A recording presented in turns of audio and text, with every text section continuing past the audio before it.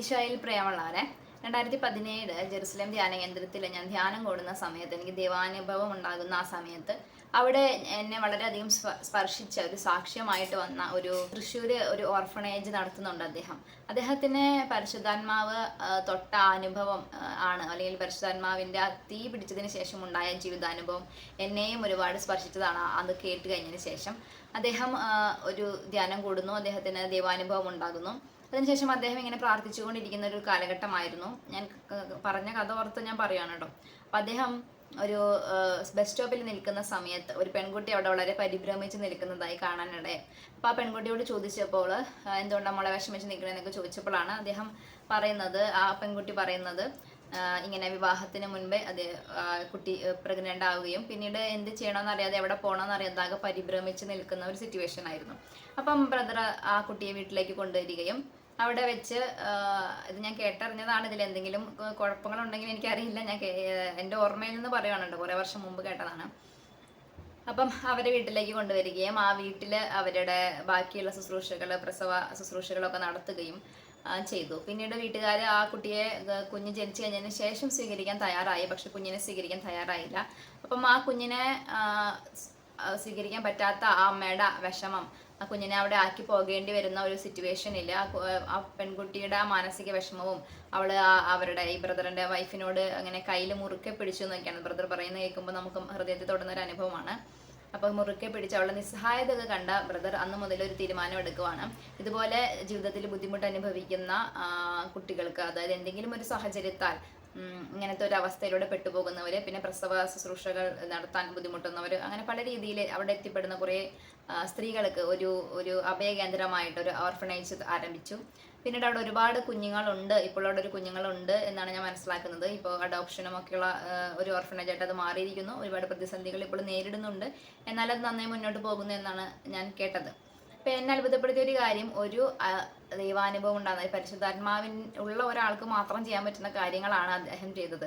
നമുക്കിപ്പോൾ ഒരാൾ ബുദ്ധിമുട്ട് അനുഭവിച്ച ഒരു ബസ് സ്റ്റോപ്പിൽ നിൽക്കുന്നു എന്ന് കേട്ടുമ്പോൾ അവരെ വീട്ടിലോട്ട് കൊണ്ടുപോകാൻ, അവരെ താമസിപ്പിക്കാനും, അവരുടെ റെസ്പോൺസിബിലിറ്റി ഏറ്റെടുക്കാനും, അതുകൊണ്ട് ഇനി എന്തെങ്കിലും ഒരു ബുദ്ധിമുട്ടുണ്ടായാൽ നേരിടാനും ഒക്കെ ഒരാളെ കൊണ്ട് സാധിക്കണമെങ്കിൽ ധൈര്യം തരുന്നത് പരിശുദ്ധാത്മാവാണ്. സോ എനിക്ക് ഇന്ന് നിങ്ങളോട് ചോദിക്കാനുള്ളത് ഇതാണ്: ആ പരിശുദ്ധാത്മാവ് വന്നു കഴിഞ്ഞതിന് ശേഷം നമ്മൾ എന്ത് ചെയ്തു? ആ ധൈര്യം കൊണ്ട് നമ്മൾ എന്ത് ചെയ്തു? ഇന്നും എന്നോടും ഈശോ പറഞ്ഞ ഒരു കാര്യമായിട്ട് എനിക്ക് തോന്നുന്നത് ഇതാണ്. നമ്മൾ ദൈവാനുഭവത്തിലേക്ക് വരുമ്പോൾ, സ്പിരിച്വാലിറ്റിയിലേക്ക് വരുമ്പോൾ, പലപ്പോഴും നമ്മൾ ഒരു എസ്കേപ്പിസമായിട്ടോ അല്ലെങ്കിൽ ഒരു പേടി കാരണം നമ്മളെല്ലാം ദൈവത്തിന് കൊടുത്ത് നമ്മുടെ ജീവിതത്തിൻ്റെ ചെയ്യേണ്ട പ്രവൃത്തികളുടെ മേഖലയിൽ നമ്മൾ ഒളിച്ചോടുകയോ അല്ലെങ്കിൽ ധൈര്യമില്ലാത്തവരായി മാറുന്നുണ്ടോ നമ്മുടെ ജീവിതത്തിൽ? അവിടെ പരിശുദ്ധാത്മാവോട് നമ്മൾ ധൈര്യമായിട്ട് മാറുകയാണ്. ഏതൊരു ദൈവാനുഭവത്തിലേക്ക് വന്ന വ്യക്തിയുടെ ജീവിതം എടുത്താലും ഈ പരിശുദ്ധാത്മാവ് കൊടുക്കുന്ന ധൈര്യം, അത് നമ്മൾ സാധാരണ ബുദ്ധിക്ക് ചിന്തിച്ചാൽ ഇതൊക്കെ എങ്ങനെയാണ് ഇവരിവിടെ ചെയ്യുന്നത്, ഇതെങ്ങനെയാണ് ഇവരെ കൊണ്ട് പറ്റുന്നത് എന്നൊക്കെ പറയും. ചില സാക്ഷ്യങ്ങൾ നിങ്ങൾ ശാലോം TV യിൽ കേട്ട് കഴിഞ്ഞാൽ നിങ്ങൾക്ക് മനസ്സിലാവും. ഒരു സ്ഥലത്തേക്ക് പോകാൻ പറയുന്നു, അവിടെ നിങ്ങൾക്ക് അവിടെ ഒരാളുണ്ടാകും എന്ന് പറയുന്നു. അതും വിശ്വസിച്ചുകൊണ്ട് വീട്ടിലെല്ലാ സംഗതികളും, വീട് മിറ്റും സാധനങ്ങളും കൊണ്ടും ഒരാൾ പോകുന്നു. സോ ഇതെല്ലാം പരിശുദ്ധാത്മ പ്രചോദിപ്പിക്കുന്നു എന്ന് പറയുമ്പോൾ ആ ധൈര്യത്തിനെയാണ് ഇന്ന് നമ്മൾ മനസ്സിലാക്കേണ്ടത്. നമ്മളിലേക്ക് പരിശുദ്ധാത്മാവ് വരാൻ എന്താ ചെയ്യേണ്ടത്? നമ്മൾ അതിനുവേണ്ടി ആഗ്രഹിക്കുകയും ദാഹിക്കുകയും കാത്തിരിക്കുകയുമാണ് ചെയ്യുന്നത്. വന്നു കഴിയുമ്പോൾ ശിഷ്യന്മാർക്കുണ്ടാകുന്നത് പോലെ നമുക്കൊരു ധൈര്യം ഉണ്ടാകും. വന്നു കഴിഞ്ഞ പരിശുദ്ധാത്മാവിനെ, നമ്മളിലേക്ക് വന്നു കഴിഞ്ഞ ആ പരിശുദ്ധാത്മാവിനെ വെച്ചിട്ട് നമ്മൾ എന്താ ചെയ്തത്? ആ പരിശുദ്ധാത്മാവ് ശരിക്കും തീ പിടിച്ചു കഴിഞ്ഞാൽ ഇതുപോലെ നമ്മൾ പ്രവൃത്തികൾ ചെയ്യും. അതായത് നമ്മൾ എന്തെങ്കിലും ഒരു ആക്ഷൻ എടുക്കും, അല്ലാതെ നമുക്ക് വെറുതെ ഇരിക്കാൻ പറ്റത്തില്ല. തീ പിടിക്കുന്ന ഒരു അനുഭവമാണ് പരിശുദ്ധാത്മാവിൻ്റെ അനുഭവം എന്ന് പറയുന്നത്. അപ്പം ആ വ്യക്തി അവിടെ അതൊരു വലിയ കാര്യത്തിന് അതൊരു കാരണമായ ഒരു ചെറിയ അനുഭവമാണ്. അത് വ്യക്തി ചെയ്തതല്ല, അതവിടെ വ്യക്തിയുടെ ഒരു പേഴ്സണിൻ്റെ എന്തെങ്കിലും സ്ട്രെങ്ത് കൊണ്ടോ ഇതുകൊണ്ടോ അല്ല, മറിച്ച് അദ്ദേഹത്തിലൂടെ പ്രവർത്തിച്ച ദൈവത്തിൻ്റെ ശക്തിയാണത്. ദൈവത്തിൻ്റെ ശക്തിയായിട്ട് നമ്മുടെ ജീവിതത്തിൽ ധൈര്യമായിട്ട് നമുക്ക് അതായത് ഇങ്ങനെ സാധാരണ ജീവിതം നയിക്കുന്ന ഒരു വ്യക്തി ഇതുപോലെയുള്ള തീരുമാനങ്ങൾ എടുക്കുമ്പോൾ, അല്ലെങ്കിൽ ജീവിതത്തിൽ എന്തെങ്കിലുമൊക്കെ കാര്യമായിട്ട് ചെയ്യണം, മറ്റുള്ളവർക്ക് വേണ്ടി നിലകൊള്ളണം എന്നൊക്കെ ആഗ്രഹിക്കുമ്പോൾ വരാൻ പോകുന്ന എല്ലാ പ്രതിസന്ധികളിലും ധൈര്യം എന്ന് പറയുന്ന ഒരു സംഗതി നമുക്ക് തരുന്നത് പരിശുദ്ധാത്മാവാണ്. പിന്നെ എല്ലാ കാര്യത്തിലും നമുക്ക് ഭയം തോന്നുന്ന ഒരുപാട് സിറ്റുവേഷൻസ് ഉണ്ടായിരിക്കും. നമ്മളെല്ലാവരും എല്ലാം തികഞ്ഞവരല്ലല്ലോ. അപ്പോൾ പല കാര്യങ്ങളും നേരിടുമ്പോൾ അറിവുണ്ടാവില്ല. ചിലർ നമ്മളെക്കാൾ ശക്തരായ മനുഷ്യരായിരിക്കും. ചില ഇടങ്ങളിലേക്ക് പോകുമ്പോൾ അവിടേക്കൊക്കെ നമുക്ക് പോയി എങ്ങനെ ശരിയാവും തോന്നും. ഇങ്ങനെ എല്ലാ മേഖലകളിലും ഈ പരിശുദ്ധാത്മാവ് ഒരു ധൈര്യമായിട്ട് നമ്മുടെ മാറിയിട്ട് നമ്മൾ ചെയ്യണം. അപ്പോൾ നമുക്ക് ഇവരെ കൊണ്ടൊക്കെ എങ്ങനെയാണ് ചെയ്യാൻ പറ്റുന്നത് എന്ന് തോന്നിക്കുന്ന ചിന്തിക്കുന്ന തലത്തിലേക്ക് പരിശുദ്ധാത്മാവ് നമ്മുടെ ധൈര്യമായിട്ട് മാറുന്നു. അപ്പോൾ എനിക്ക് നിങ്ങളോട് പറയാനുള്ള, കാത്തിരുന്ന് കഴിഞ്ഞ ശിഷ്യന്മാരിലേക്ക് പരിശുദ്ധാത്മാവ് വന്നു. അപ്പോൾ നിങ്ങൾ എന്തായാലും ഒരുങ്ങുന്നുണ്ടാകും പരിശുദ്ധാത്മാവിനെ സ്വീകരിക്കാൻ. ആ വന്ന പരിശുദ്ധാത്മാവിനെ വെച്ച് നമ്മൾ എന്താ ചെയ്തത്? ആ ഒരു തീ നമ്മളെ പിടിച്ചപ്പോൾ എന്താ നമ്മുടെ ആത്മാവിൽ പ്രചോദിപ്പിക്കുന്നത്? അത് നിങ്ങൾ കേൾക്കണം. അപ്പോൾ എനിക്ക് പറയാനുള്ളത്, അത് നിങ്ങൾ കേട്ട് അതിനൊരു സ്റ്റെപ്പ് എടുത്ത് നിങ്ങൾ മുന്നോട്ട് പോകുമ്പോൾ തീർച്ചയായിട്ടും അതൊരു മാനുഷിക ബലം കൊണ്ട് ചെയ്യാൻ പറ്റുന്ന കാര്യങ്ങളല്ല. ഇതൊന്നും ഒരു മാനുഷിക ബലം കൊണ്ട് ചെയ്യാൻ പറ്റുന്ന കാര്യങ്ങളല്ല. കുടുംബമായിട്ട് താമസിക്കുന്ന ഒരാൾ വീട്ടിലൊരു പെൺകുട്ടിയെ പ്രഗ്നൻ്റ് ആയിട്ട് വീട്ടിൽ കൊണ്ട് താമസിപ്പിക്കുക, അത് പിന്നീട് ഒരു ഓർഫനേജ് ആയിട്ട് മാറുക, ഇതൊരു കഥ പോലെ നമുക്ക് തോന്നും. പക്ഷെ അത് അവരെ ചെയ്യാൻ പ്രേരിപ്പിച്ചത് എന്താണ്? അത് ഉള്ളിലുള്ള ഫയറാണ്, ഉള്ളിലുള്ള പരിശുദ്ധാത്മാവാണ്. നമ്മുടെയൊക്കെ ഉള്ളിൽ ഇരുന്നിട്ട് അങ്ങനെ പരിശുദ്ധാത്മാവ് ചില കാര്യങ്ങൾ പ്രചോദിപ്പിക്കുന്നുണ്ട്. അപ്പോൾ ഞാനിങ്ങനെ ആലോചിക്കുന്നുണ്ട്, ഇതിപ്പോൾ ഞാൻ ഇങ്ങനെയൊക്കെ ചിന്തിച്ചു കഴിഞ്ഞാൽ ഇതൊന്നും ഇവിടെ ഇപ്പം സെറ്റാവുന്ന കാര്യങ്ങളല്ല. ഇതിപ്പോൾ ആളുകൾക്ക് അത്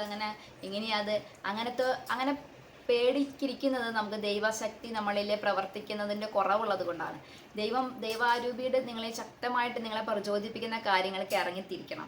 അത് നിങ്ങൾ ഒറ്റയ്ക്കല്ല. അത് നിങ്ങൾക്ക് മുമ്പിൽ ചിലപ്പോൾ പ്രതിസന്ധികൾ തന്നെയായിരിക്കും കാണുക, മുമ്പിൽ ചിലപ്പോൾ നിങ്ങൾക്ക് വഴികളൊന്നും കാണുന്നുണ്ടാവില്ല. പക്ഷെ ആത്മാവ് പ്രചോദിപ്പിക്കുന്ന കാര്യങ്ങൾ നിങ്ങൾ പ്രവർത്തിക്കണം. ആ പരിശുദ്ധാത്മാവിനെ കിട്ടിക്കഴിഞ്ഞപ്പോൾ ധൈര്യത്തോടു കൂടെ ശിഷ്യന്മാർ പുറത്തിറങ്ങി സുവിശേഷം പറഞ്ഞതുപോലെ പരിശുദ്ധാത്മാവിനെ കിട്ടിക്കഴിയുമ്പോൾ പരിശുദ്ധാത്മാവ് നിങ്ങളോടൊരു കാര്യം പറയും. ആ സംഗതി നിങ്ങൾ പ്രാവർത്തികമാക്കണം. അത് പ്രാവർത്തികമാക്കാൻ പോകുമ്പോൾ നിങ്ങൾ അനുഭവിക്കുന്ന പ്രശ്നം എന്തായിരിക്കും? നിങ്ങൾ ഒറ്റയ്ക്കാണെന്ന് തോന്നും. ഇത് നമ്മൾ ചെയ്യുന്ന കാര്യം മറ്റുള്ളവർക്ക് മനസ്സിലാവില്ല. അതുകൊണ്ട് നമുക്ക് പല രീതിയിലുള്ള ചാലഞ്ച് ഉണ്ടാകാം. നിങ്ങളുടെ മെൻ്റലി നിങ്ങൾ ഒരുപാട് സ്ട്രഗിൾ ചെയ്യേണ്ടി വരാം.